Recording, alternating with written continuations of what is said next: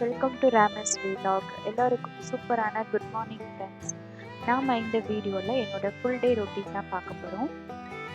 இப்போ morning time பார்த்தீங்கன்னா 6:15 ஆகுது. நான் வாக்கிங் போகிறதுக்கு ரெடி ஆகிட்டுருக்கேன். நான் இப்போ கொஞ்ச நாளாக தான் நான் வாக்கிங் போயிட்டுருக்கேன். வாங்க போகலாம்.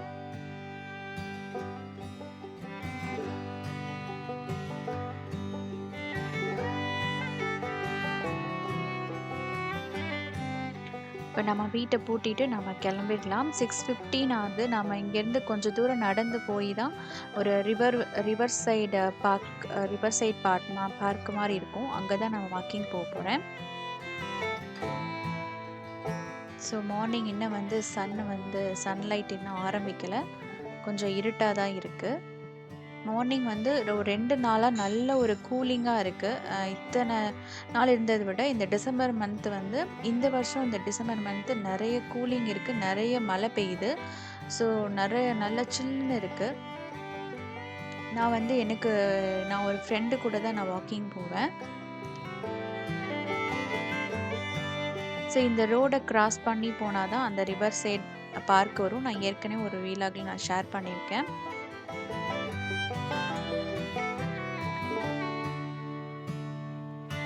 இங்கே சிங்கப்பூரில் சேஃப்டின்னு பார்த்தீங்கன்னா ரொம்ப நல்லா இருக்கும். இங்கே கேர்ள்ஸ் ஒரு மிட் நைட் 2 மணிக்கு கூட வாக்கிங் போவாங்க. ஸோ எந்த ஒரு ப்ராப்ளமும் இங்கே இருக்காது. மோஸ்ட்லி ரொம்பவே சேஃப்டியாக இருக்கும். ஆனால் நான் 100% சேஃப்டி இருக்குது அப்படின்னு நான் சொல்ல மாட்டேன். ஆனால் ஒரு 90% நல்ல ஒரு சேஃப்டியாக தான் இருக்குது.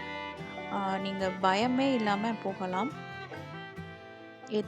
எந்த டைமாக இருந்தாலும் சரி, நீங்கள் பயமே இல்லாமல் போகலாம். ஸோ இந்த ரோட் கிராஸ் பண்ணி இன்னும் கொஞ்சம் தூரம் நம்ம இந்த காண்டோ இருக்கும். அந்த காண்டோவை நம்ம கிராஸ் பண்ணால் நமக்கு அந்த ரிவர் சைட் பார்க் தான் வரும். ஸோ இது பார்த்தீங்கன்னா ஜீப்ரா கிராசிங் அப்படின்னு சொல்லுவாங்க. இந்த கிராசிங்கில் நமக்கு தான் ஃபஸ்ட்டு, அதாவது நடந்து போகிறவங்களுக்கு தான் ஃபஸ்ட்டு ப்ரிஃபரன்ஸ். கார் நமக்கு வெயிட் பண்ணும். நாம் நடந்து போனப்பறம் தான் ஏதாவது கார் வந்தால் இந்த பக்கம் போகும். ஸோ இப்போ நான் அந்த ஏரியாவுக்கு வந்துட்டேன். இருட்டாக இருக்கனால நான் உங்களால் நல்லா பார்க்க முடியல. கொஞ்சம் நம்ம லைட் வந்தப்பறம் நான் காட்டுறேன். ரொம்ப சூப்பராக இருக்கும் இந்த இடம். நல்லா உங்களுக்கு வாக்கிங்க்கு ரொம்பவே சூப்பரான ஒரு இடம். ஸோ இப்போ பார்த்தீங்கன்னா கொஞ்சம் சன்லைட் வந்துருச்சு. டைம் பார்த்தீங்கன்னா 7 o'clock ஆயிடுச்சு.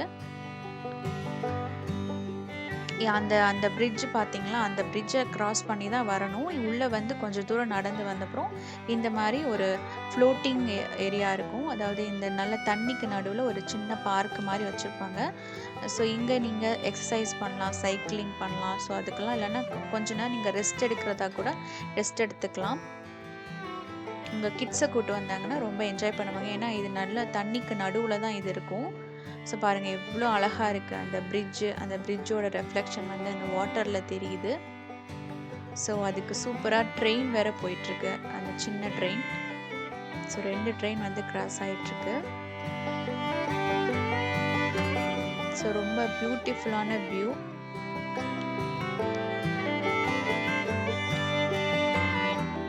ஸோ இதை ஃப்ளோட்டிங் ஏரியா கூட சொல்லலாம். ஏன்னா தண்ணிக்கு நடுவில் தான் இதை பில்ட் பண்ணியிருக்காங்க.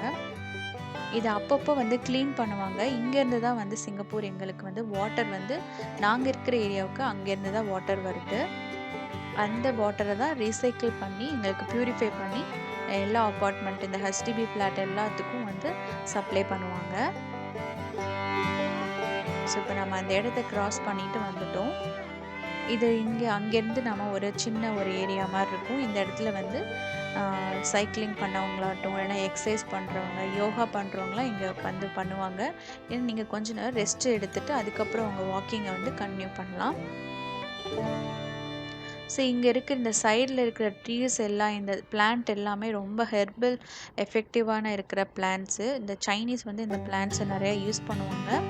அதை நம்ம இன்னொரு நாளில் பார்க்கலாம். இவங்க எந்த மாதிரியான ஹோம்மேட் மெடிசன், நேச்சுரல் மெடிசன் எடுத்துக்கிறாங்கன்றதை நம்ம இன்னொரு வீடியோவில் பார்க்கலாம்.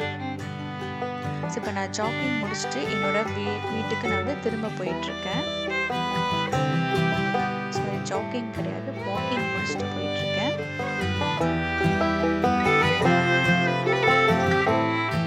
ஸோ இங்கே பார்த்தீங்கன்னா என்னோடய அப்பார்ட்மெண்ட்டுக்கு கீழே இங்கே இந்த ஓல்டு பர்சன் எல்டர் பர்சன்ஸ் எல்லாமே சேர்ந்து ஒரு எக்ஸசைஸ் மாதிரி பண்ணுவாங்க. இது அவங்களோட அந்த சைனீஸ் மியூசிக் போட்டு கொஞ்சம் அவங்களோட எக்ஸசைஸ் பண்ணுவாங்க. அதை நீங்களும் பாருங்கள்.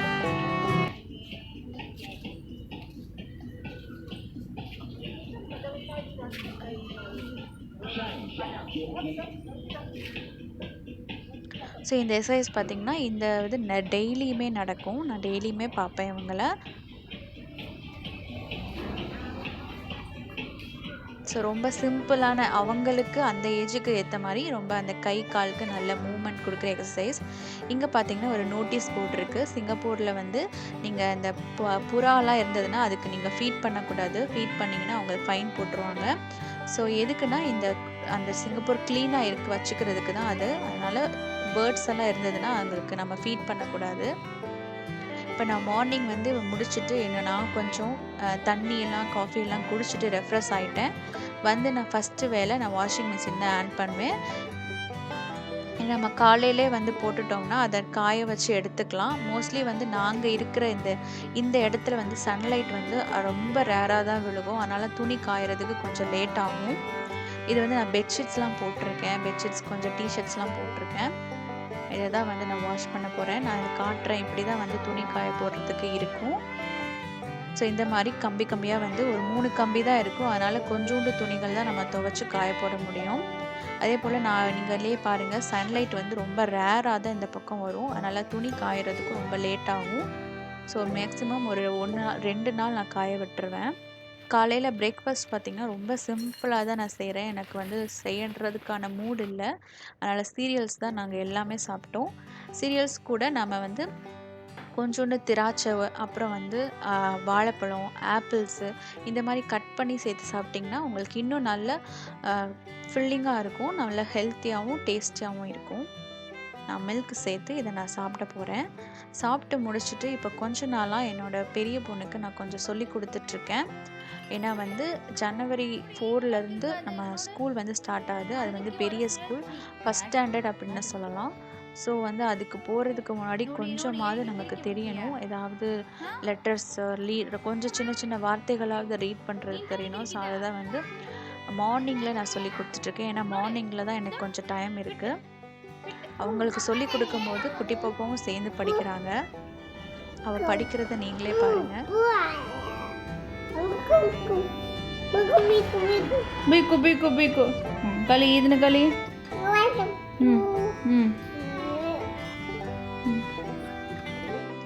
ஸோ இதெல்லாம் சொல்லி கொடுத்துட்டு குட்டி பாப்பாவை நான் தூங்க வச்சுட்டு வந்து லஞ்சு செய்கிறதுக்கு ப்ரிப்பேர் பண்ணுறேன். லஞ்சு வந்து ரொம்ப சிம்பிளான பருப்பு சாதம் தான் செய்ய போகிறேன். ஸோ பருப்பு நான் வேக வச்சுட்டேன், அரிசியும் வேக வச்சுட்டேன். இப்போ இதுக்கு வந்து தொட்டுக்கிறதுக்கு கத்திரிக்காய் தொக்கு வந்து செய்கிறேன். இது ரொம்ப டேஸ்ட்டாக இருக்கும். நீங்கள் அந்த பருப்பு சாதம், சாம்பார் சாதம் செய்யும்போது இந்த மாதிரி நீங்கள் கத்திரிக்காய் தொக்கு செஞ்சு பாருங்கள், ரொம்பவே நல்லாயிருக்கும். ஸோ கத்திரிக்காவை நான் கட் பண்ணிட்டேன். இதை நல்லா தண்ணியில் போட்டு வச்சுக்கிட்டிங்கன்னா எங்களுக்கு கருப்பாகாமல் இருக்கும். இந்த கத்திரிக்காய் தொக்குக்கு ஒரு வெங்காயம் எடுத்துக்கோங்க. நான் வந்து ஒரு 5 கத்திரிக்காய் போல் எடுத்துக்கிட்டேன். அதனால் ஒரு பெரிய வெங்காயம் எடுத்துக்கிட்டேன்.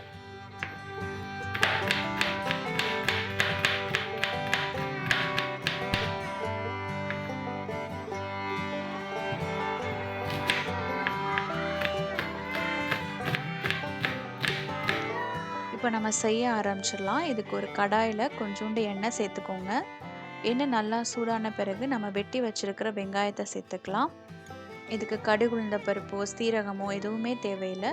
நல்ல எண்ணெய் சூடான பிறகு நம்ம வெங்காயம் மட்டும் சேர்த்துக்கோங்க. நீங்கள் சின்ன வெங்காயம் கூட நீங்கள் சேர்த்துக்கலாம். இப்போ வெங்காயம் நல்லா வதங்கட்டும். இதுக்கு கொஞ்சோண்டு கருவேப்பிலை கூட சேர்த்துக்கலாம். இது கூட கருவேப்பிலை சேர்த்து நல்லா வெங்காயம் வதங்கின பிறகு இந்த தண்ணியில் போட்டு வச்சுருக்கிற கத்திரிக்காவை சேர்த்துக்கோங்க. கத்திரிக்காய் வந்து கொஞ்சம் நேரம் எண்ணெயில் வேகட்டும். இதுக்கு தேவையான அளவு உப்பு சேர்த்துக்கலாம்.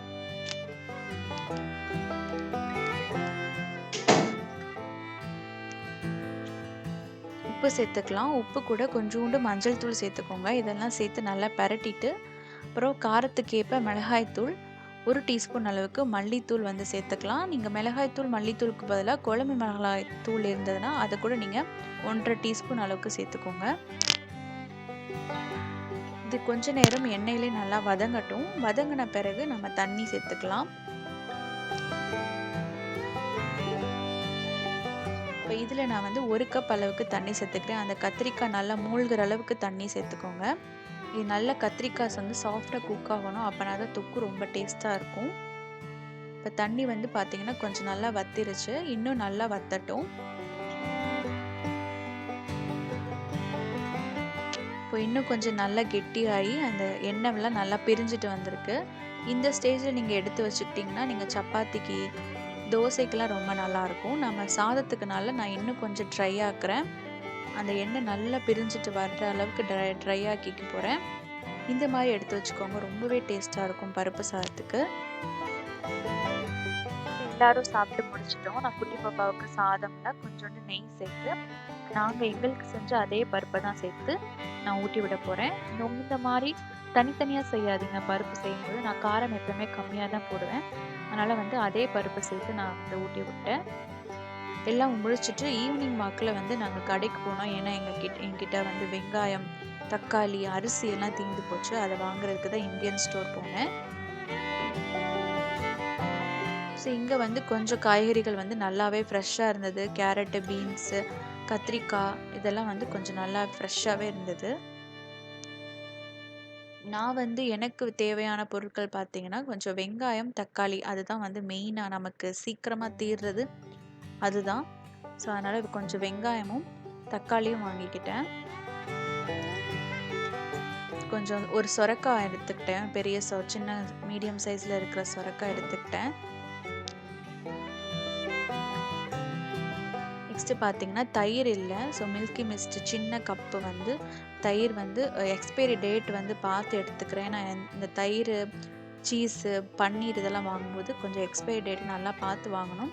ஸோ அதனால் நம்ம 2-3 தடவை செக் பண்ணிகிட்ருக்கேன். எக்ஸ்பைரி டேட் பார்த்துட்டு அதை நம்ம வாங்கிக்கலாம். அப்புறம் வந்து என்ன தேர்ட்னேனா மஷ்ரூம் வந்து இங்கே கிடைக்கும். பட்டன் மஷ்ரூம், இந்த ஒயிட் பட்டன் மஷ்ரூம் வந்து இங்கே கிடைக்கும். ஸோ அதுதான் எங்கே இருக்குதுன்னு தேடிட்டுருக்கேன். இங்கே வந்து பால், சீஸு இதெல்லாம் வந்து நம்ம ஊர் சீஸ், நம்ம ஊர் பன்னீரெல்லாம் இங்கே கிடைக்கும். ஸோ இந்த கார்னு இந்த பாருங்கள் ஒயிட் பட்டன் மஷ்ரூம் தேடி எடுத்துட்டேன். ஸோ இதை ஒரு பாக்கெட் வாங்கிக்கிறேன். இவ்வளோதான். வந்து இந்த பீன்ஸ் வந்து கொஞ்சம் ஃப்ரெஷ்ஷாக இருந்தது, அதை எடுத்துக்கிட்டேன். இப்போ கடைக்கு உள்ளே போகலாம். கடைக்கு உள்ளே வந்து நான் அரிசி பாக்கெட், அதாவது இங்கே வந்து 5 kg ரைஸ் இருக்கும், இல்லைனா பெரிய பேக் ரைஸ் இருக்கும். நான் வந்து 5 kg பொன்னி ரைஸ் எடுத்துப்பேன். மோஸ்ட்லி உதயம் அப்புறம் ஹவுஸ் பிராண்ட் அந்த மாதிரி பிராண்ட் எடுத்துப்பேன். ரெண்டுமே நல்லா தான் இருக்கும். 5 kg பேக் எடுத்துக்கிட்டேன். இங்கெல்லாம் கடைகள் இந்த மாதிரி தான் ரொம்ப சின்னதாக தான் இருக்கும். அதிலே நிறைய பொருட்கள் வச்சுருப்பாங்க. ஸோ நம்ம தேடி போய் நம்ம எடுத்துக்கலாம். ஸோ இது நம்ம கடையில் ஷாப்பிங்லாம் முடிச்சுட்டு நாங்கள் வீட்டுக்கு திரும்ப வந்துட்ருக்கோம். இந்த வீடியோ உங்களுக்கு பிடிச்சிருக்குன்னு நம்புகிறேன். பிடிச்சிருந்துச்சா சேனலை மறக்காமல் சப்ஸ்கிரைப் பண்ணிக்கோங்க. லைக் பண்ணுங்கள், கமெண்ட் பண்ணுங்கள், ஷேர் பண்ணுங்கள். நம்ம நெக்ஸ்ட் சூப்பரான வீடியோவில் சந்திக்கலாம். தேங்க்யூ ஃபார் வாட்சிங்.